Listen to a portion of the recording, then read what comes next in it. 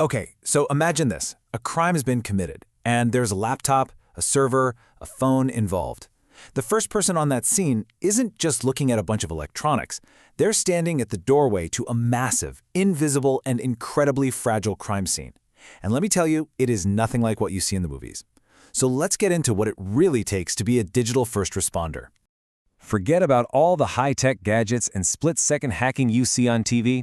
The single most important thing, the one factor that determines success or failure, happens way before anyone even gets to the scene.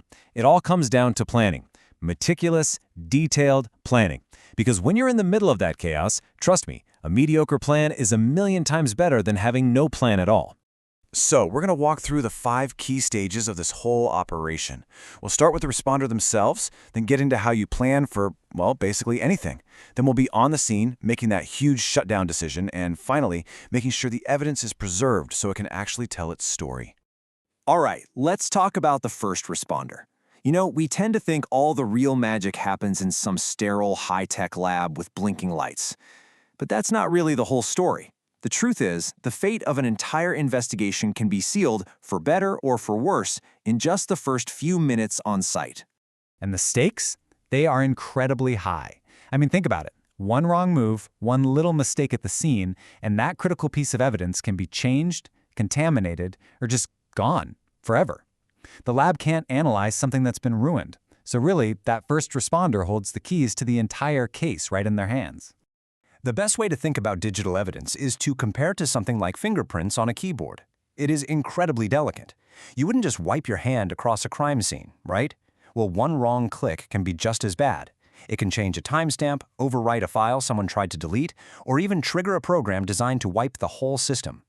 The goal above all else is to preserve everything, to basically freeze that digital scene in time. Which leads us right into our second part, planning. Look, you can't possibly plan for every single weird thing that might happen. It's impossible. But what you can do is plan to minimize the surprises. The more you know before you even walk in the door, the smoother and frankly safer everything is going to go. So you might be thinking, all right, how much planning does it really take? It's just a computer, right? Well, let me ask you, what could possibly go wrong? The answer, as anyone who's done this job will tell you, is absolutely everything. And this is just a perfect, almost painfully real example. The one specific, unique cable you desperately need will never break when you're sitting in the lab next to a drawer full of them. Nope, it will only, and I mean only, fail in the middle of the night when you are miles and miles away from anywhere that sells a replacement.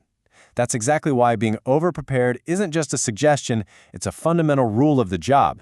So a good field kit is way more than just a laptop. We're talking about things you might not expect, like a headlamp so your hands are free. You need special pentalobe screwdrivers just for Apple devices. You need Faraday bags to immediately block a phone signal. Heck, you even bring your own power supply, a UPS, because you can't risk a power outage wiping your data collection halfway through. And of course, cables. So many cables.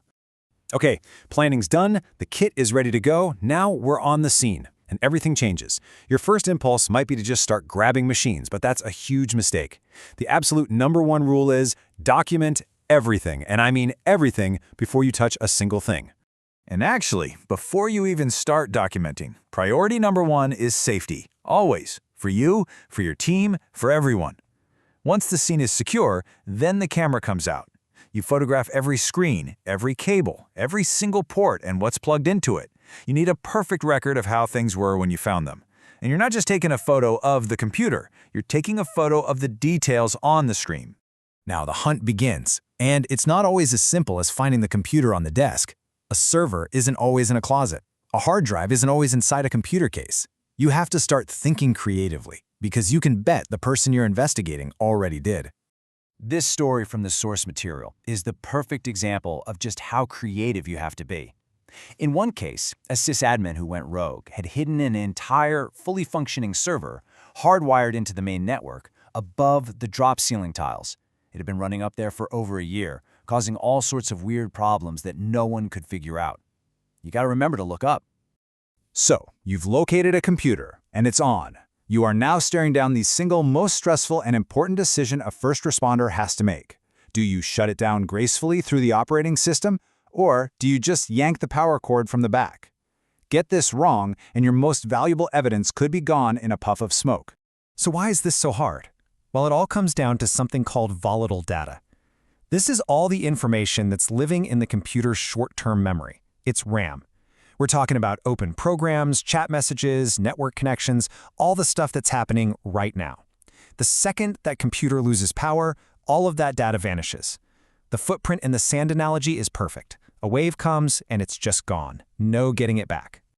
So how do you make the call? It really depends on what that machine is doing. For your average desktop computer, you pull the plug. A sudden stop like that prevents any nasty shutdown scripts from running. Programs designed to automatically wipe evidence. But for a massive server that's running a huge database, pulling the plug could corrupt everything, making it totally useless. For those, a normal, graceful shutdown is usually the way to go.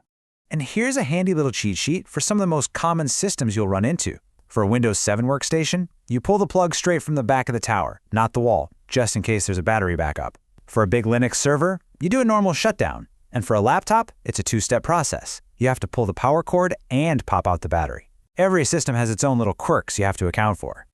We're almost there, the final step on site. The machine is powered down, the big decision has been made. Now it's time to carefully and methodically secure every piece of evidence for the trip to the lab. This is where the official chain of custody starts. Before you even think about unplugging a cable, you label it. You put a little sticker with the letter A on the end of a USB cable and another A sticker right next to the port it was plugged into. Then you photograph it. That way analysts can put the whole system back together exactly how you found it. Then you can unplug everything, put the components in special anti-static bags, and attach a detailed evidence tag to every single item. And this whole meticulous process is what creates the chain of custody. And it's not just boring paperwork. This is the lifeblood of the entire pace. It's the unbroken, documented proof that the hard drive being analyzed in the lab is the very same one seized from the scene, and that nobody has messed with it along the way. Without a solid chain of custody, all that evidence is basically worthless in court. So, the on-site work is finally done.